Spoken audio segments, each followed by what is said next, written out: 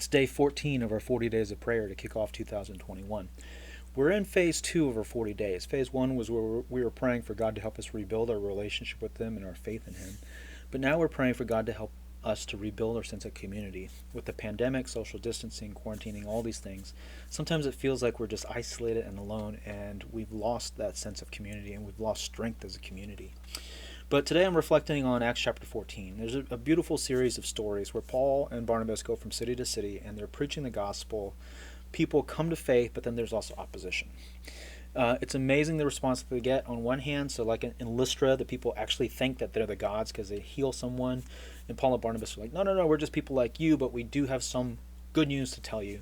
But then the opposition turns the crowd against them, and they end up stoning Paul. Well, the disciples gather around him. He's able to get up, and they continue, and they make many disciples.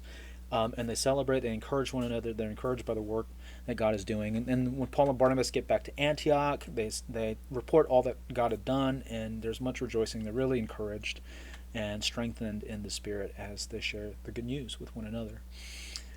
In Nehemiah chapter 4, there's opposition there to the rebuilding of the wall, so much so that Nehemiah tells the workers, you got to keep your sword by your side.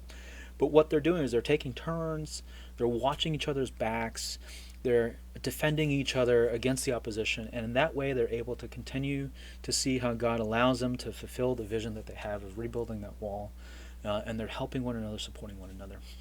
Reflecting on those things, I think about how God has given us a church community. And even though we're separated, and at times it feels like there's so much opposition to what God would want to do in a season like this, we have opportunities to pray for one another, to defend one another, to fight for one another. There's spiritual warfare, there's discouragement, and we can lift one another up in prayer. We can send each other encouraging notes, all the while encouraging one another, not just in our fleshly relationships or friendships, but in the Holy Spirit, and really pointing each other to what God is doing, despite all the things that we're experiencing and seeing.